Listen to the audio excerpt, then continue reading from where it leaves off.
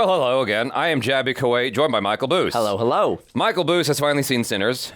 Woo! As you know, that was excitingly In loud. the very month of June, let me home. Okay. Anyway. And so I saw Sinners when it was in theaters, and we have an honest trailers in front of us from Screen Junkies. I haven't done a reaction to one of these in a while, and I thought it'd be cool to do this for Sinners, you know? The truth is, we've got a little bit of time to kill until Kristen is ready to shoot with Michael, and I was like, what can we do? And this popped up, and I was like, you know what? This seems cool. Let's do it. Perfect timing. Yeah. If you guys haven't already, subscribe to Screen Junkies. There is a link for the video we're watching in the description below. You can find the original video there if you just want to watch that or see their other content. But either way, please let them know that, we sent you and give them a thumbs up, the original. Here we go.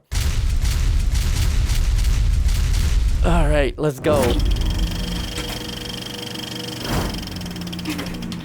From Ryan Coogler, the cat with two panthers. Cat with two panthers. Supposed to do after cashing the Marvel checks. Get Yes. absolutely freaky with it. Yes, I agree. Oh, I God. should have seen this in 40X. Oh, my God, the spray. Sinners. How did you feel about the whole spit part, by the way? It's gross. It's only gross here for me because of the way it's being presented. I guess it's, the way it's being presented, because there are plenty of people who would argue, you do the same thing when you, make out. I mean, I thought it was kind of kinky, honestly. Well, I mean, that's what they're going for. Yeah. But it's not, Yeah. it ain't my kink, but, Yeah. we don't kink shame in this house. I wondered how real it was, if she was really doing that, firstly. And second, the only reason why it made me feel a little bit icky is because, she was a vampire at that point. So. Yeah. Be contained by one genre. Because it's like Dusk Till Dawn in the Jim Crow South. Basically. Or Django Unchained, but with vampires. Also Or the Blade true. Reboot, but not imaginary. Because this is a melting pot of music, film, and folklore that's willing to It's go so good. where other movies fear. Third base. But then you stuck your tongue in my I just want to tell you. I think there was a lot of talk of third base in this movie. You ever had a scoop of that ice cream from downtown? I'm realizing there was an inordinate amount of talking about third base. Going too quick, you understand? It might be a response to DJ Khaled. Oh, he did just say that, didn't he? Yeah. Yeah. And The Rock came out and he was like, Yeah. yo, you ain't a man if you're not doing that. Yeah. I don't know. I feel like I've It seen... feels like a really long time to respond to that particular thing, because that happened when I was in college, wasn't it? I don't think so, dude. DJ Khaled?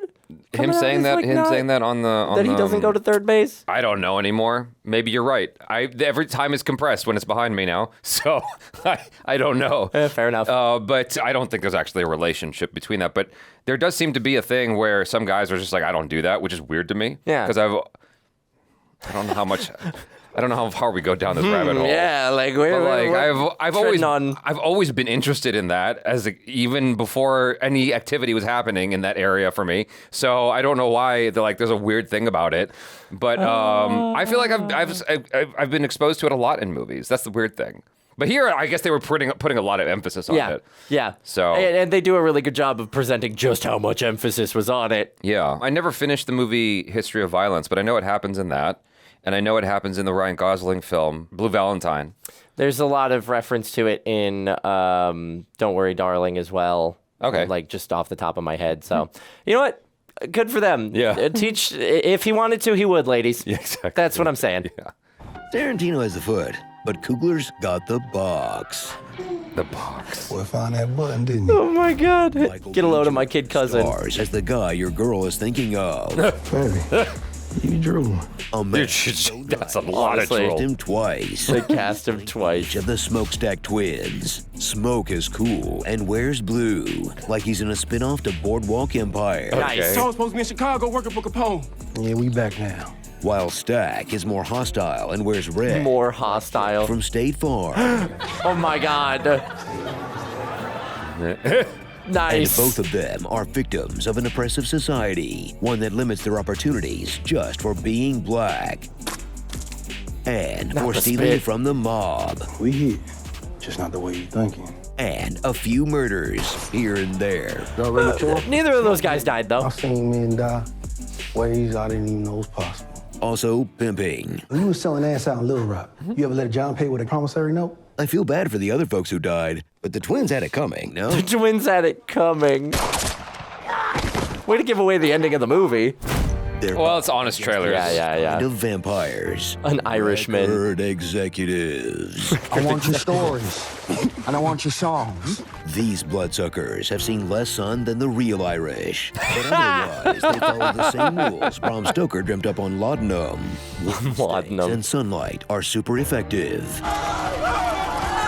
Gunshots are more of a nuisance. Ooh, that tickled. But it's slow them down. That's true. Wait, hold on. So, like, if you shot someone where you would stake them, which is through the heart, is that ineffective because it's not a stake? Yeah, I guess so. I guess that's Is that the rule? rules. Yeah, that's how it works. It's something about the wooden stake. Well, I think the wooden stake comes from like vampire folklore and probably European monster folklore, where hawthorn and certain types of woods are toxic or detrimental to monsters, sort of similar to vampires. So it may have originated as a certain type of wooden stake to the heart is what offed them.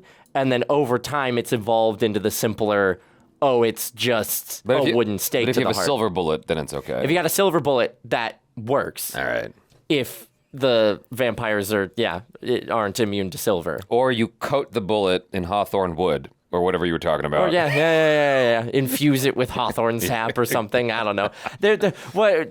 Blade had the silvered bullets and like the stake firing, like shotgun or crossbow and whatever. So each movie has its own rules. Hey, no matter how much they plead, don't let the white one in. You gonna let me But in?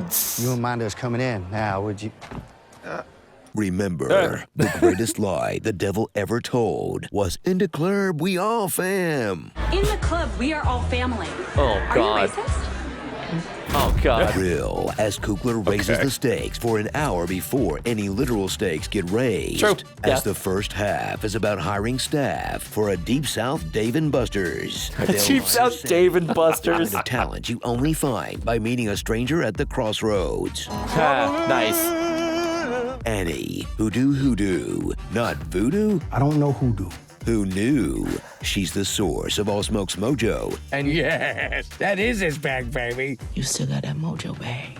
Delroy Lindo, who developed a serious drinking problem after being snubbed for the Five Bloods. Oh, what? Grace, who smashes the stereotype that Asian characters are wise. Damn. Oh, no. Yeah, I don't know if Achara talked about it with you guys, but she was kind of frustrated by that whole thing. She's like, they don't want your kid. Like, they're just posturing. They want the dude in the house with you. They Yeah. don't want your kid. Why are you doing this? Because they're going to drag the kid into it. And I was like, well, she's doing that because they need to launch into the third act of the movie. Like, they need an excuse to move the plot She is forward. the vehicle to make the attack happen. Yeah. You have to understand she has to just do that. Yeah. I do kind of come from, understand where she's coming from, though, of like, yeah, they don't want the kid, but they're going to use the kid no matter what. Like, you don't take a hostage because you want the hostage. You take the hostage because you want results. So threatening the kid gets the result that they wanted, Yeah. and that's her opening the doors so they can come in and get the guy that they want. Yeah. But yeah. Anyway, like the whole thing around her was just a little bit weird. It was. It Yeah. felt a little like quick, and it did feel a little out of nowhere. Like that's one of my chief complaints with the movie. But having stepped away and thought about it for a while, I do kind of understand like how it could be motivated. Yeah. The person she kills at the end is while she's dying or getting burned alive. Is she killing her former husband who I was now? believe so. Yes. That whole thing was just like, because she was like, gah, and like burning and not reacting to being burned and just going, gah, gah, gah, and she's getting burned up. And I'm like, doesn't that hurt? Like, are you that infused with rage that you don't even feel the fire melting your skin? Adrenaline's a hell of a thing. Yeah, like, I don't know. I'd be like, gotcha. Now I'm going to roll around in the dirt and kill some more. Stop, drop, and roll. Yeah. Stop, drop, and roll. Just like they teach me in elementary school. It's easy to think about, I suppose, from the convenience of the movie theater seat. Yeah. But like, it just, I don't know. That part just kind of, that's what got me. Like, not necessarily her welcoming them in, but the way she went. That's what got me. So everyone's got their issues. Everybody's got their beef. Yeah. Pearline, a knockout singer who's a little shy about her body odor. I'm gonna wash up first. Walked here. But don't worry, girl. You know it smells crazy in there. Yeah, boy. right? Pickle garlic. Yo, smell anything? I think I shot myself. And There's all Mary, kinds of smells. a All character kinds of who smells. single-handedly spiked Hailee Steinfeld ethnicity on Google Trends. Yep. Her maternal grandpa's half black, Yep. same as her character, and an eighth more than Chet Hayes. Big up the whole island, massive. It's your boy Chetana. I didn't even know who that was. Did you know who that is? No, but I don't know the controversy around him. that was not the thing to be saying. Oh, what he just said? I mean, like, I don't think it's offensive. Well, I mean, outside of the accent he's using, feels a little weird coming from that particular guy. Well, I mean, there was Matizia Who back in the day. Do you know who Matizia Who is? Like, I have a vague recollection of, like, it rings bells, but outside of You've that, never seen Matizia Who? No. Okay, you don't know his face. no. But Hailee Steinfeld, I didn't even know she had any African American blood. I at only all. knew that because friends of mine watched the film and then looked it up, and/or it came up in interviews with Hailee Steinfeld. Wow. So, I mean, you go far back enough. You know, yeah.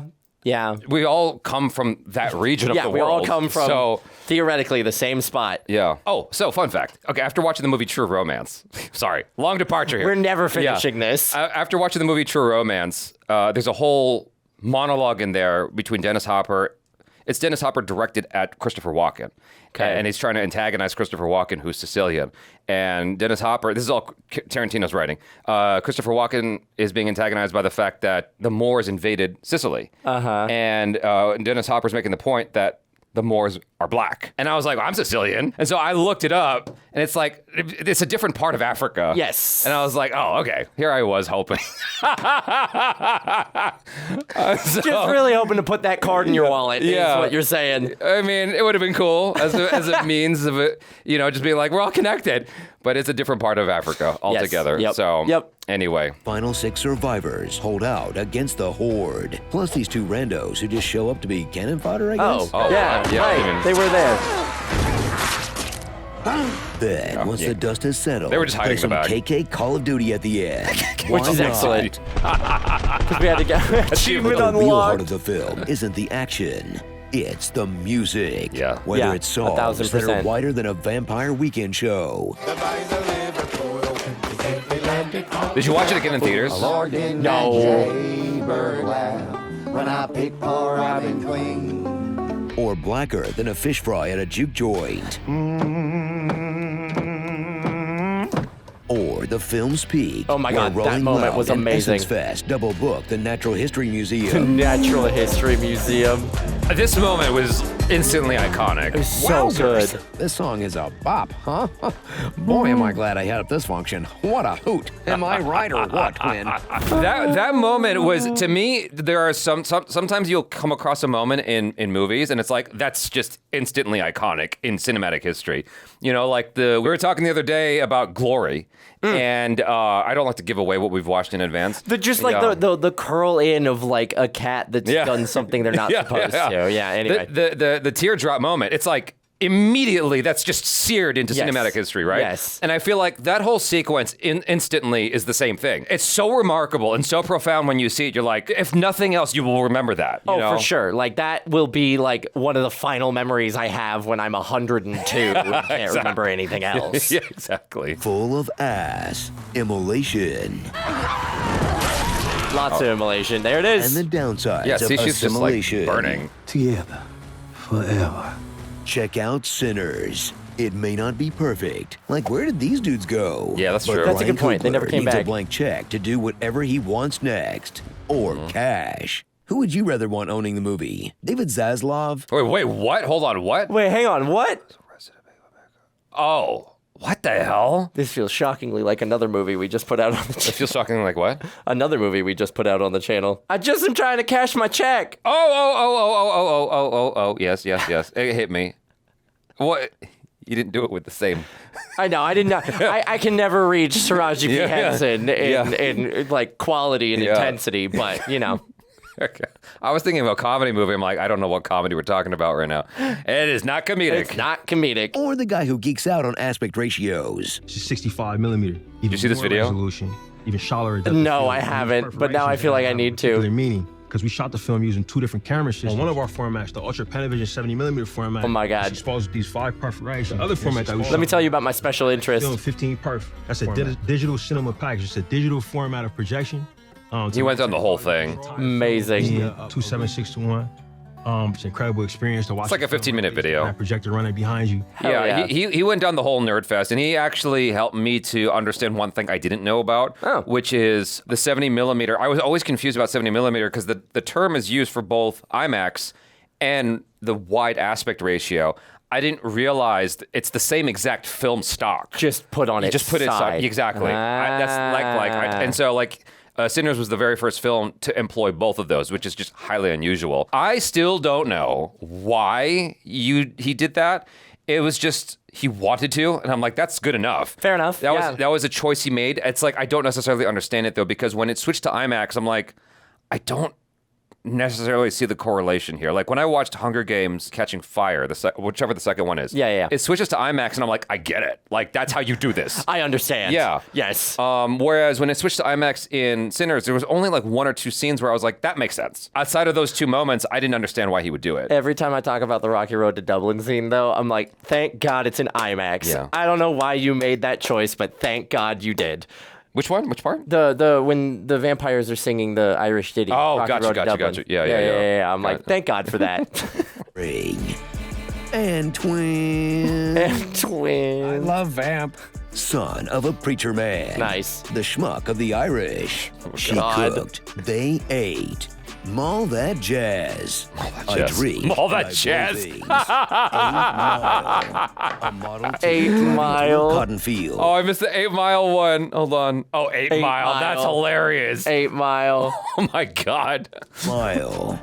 A Model T driving through a cotton field. Yep. And just Southern things. Grown man bullets. And I get as much corn liquor as I can drink. I need catfish for 100 people.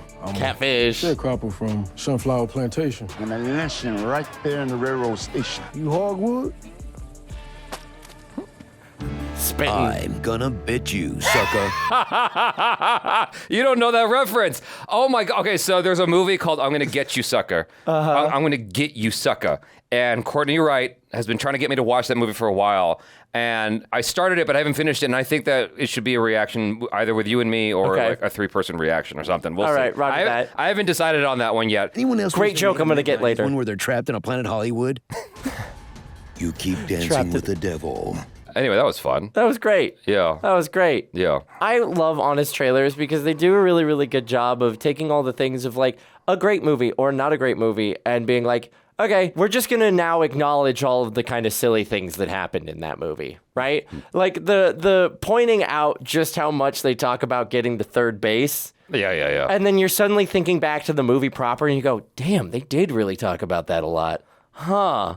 How did I miss that? I want to know how many times it takes them rewatching a film. Did I tell you the vampire joke? What's the vampire joke? What did the lesbian vampire say to to her girlfriend? What? I'll see you next month.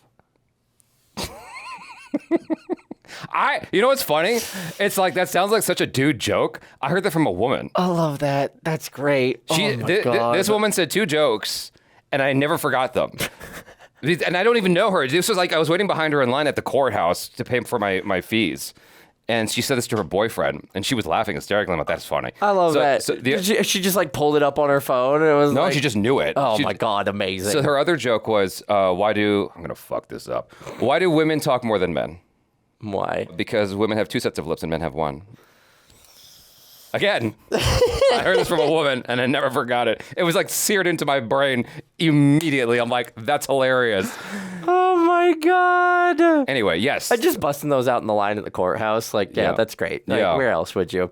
But yeah, it's, like just curious how much it takes them to rewatching these films to like find all of the bits that we all acknowledge happen just in the back of your brain. Right. Right? Because it's one of the best things about Honest Trailers is them being like, hey, just a reminder, this is like kind of odd that they did this in this movie, but we all glazed over it except for me. Right. I saw it. Right. I see the Matrix. Right. It's like my favorite part of these Honest Trailers. I'm still stuck on Mall That Jazz. I think that's hilarious. That's hilarious. Like sometimes the names are like hit and miss for me, but that one was actually really clever. And 8 Mile was also really clever. Sometimes it's just like maybe it's clever, but I just don't get the reference. And so those two I understood obviously, and I enjoyed them thoroughly. Yep. That was fun. Overall, yeah, I thought this was a solid Honest Trailers because like sometimes I'm like Sinners is a particular one where it lives right in that perfect sweet spot because it's not a perfect movie. No. But it's such a good movie. It's got enough going that it's like you can still make fun of this and we'll all have a collective laugh. Exactly. And because still appreciate it. all enjoyed it enough. Yes. That we can then laugh at the silly things of like, oh yeah, that was kind of a plot hole or that did feel a little odd. Yeah. But I just had a good time. Yeah. Right? It's not like a really, really like phenomenal film that like people defend with their heart and souls and then somebody being like, hey guys, they did funny things and like no movie is immune to that.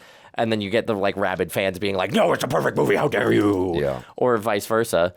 They were right about one thing here, though. The music was like the most iconic thing. Oh my God, the music. And I feel like before you die, you need to either, if it comes back in IMAX, either watch it in IMAX or if you have a friend with like a really equipped sound system, you got to watch that film. Because like I watched it at IMAX headquarters, and the thing that stood out to me was just like the vibrance of that bass and the music and everything. It was like being at a concert. I can only imagine. You know, and so you can replicate that at home though. It's not going to be the same as like a huge rumbling theater, but I feel like you get 90% of the experience. Yeah, with like a surround sound, like a good home theater system. Yeah. I mean, I have a 7.2 sound system at home, so I don't need to go to the movie theater unless it's IMAX, honestly. And so I feel like I can replicate the sound experience. And so while the IMAX is beautiful, I feel like, going from widescreen to I guess 16:9 or whatever, whatever the for the TV. I feel like that's close enough, honestly, for movies nowadays because I don't remember anything in the IMAX framing while watching the film where I'm like, this has to be IMAX for me to enjoy this. Like with Christopher Nolan films, maybe sometimes that's how I feel is like the IMAX experience. It's like that's how it has to be watched. You just have to see it. One of the few instances I felt that way was Dunkirk. It's like, oh no, like this is a much better movie in IMAX. It feels better. Well, they put so much detail into like the sort of broad scape of that beach and the British soldiers all stuck on it. So you want to like. He's paying meticulous attention to all of that like broad detail that watching it on that big screen allows you to experience it as intended. Yeah. But this didn't necessarily have those like huge, sweeping, minute, detail-filled things in it. There's very few films that really benefit from IMAX, honestly. It's just like more screen. It's like, but why?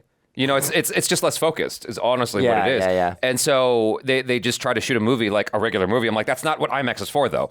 IMAX is meant for being sweeping landscapes, for being huge and like bringing you into the world. Well, if you're still trying to cut it like Michael Bay and it's just like, that's not a good experience. Dune, for the most part, used IMAX exactly how it should be used. Right. Just like the huge sweeping sand dunes of Arrakis. Exactly. And, like, capturing the grand scale of the desert worms and things like that. I feel like your shooting and editing style just has to be different to match that. Otherwise, why? And so in Sinners, like the opening shot was really cool. Of just like whatever that is, the 4T, the T model? Model T. The Model T, rolling up, and you have no idea what's going on, and it's just like this. That was a really cool opening shot, because you have no idea what the hell's up, and he walks in there with that busted guitar, and he's hugging his dad, and I'm like, what? Is he going to kill him? Yeah, right? So anyway, I really enjoyed this. Hopefully you guys did too. Thanks so much for putting up with our antics, or mine anyway. These off the beaten path conversations. I'm Jaby Koay. This is Michael BOOSE. Peace out.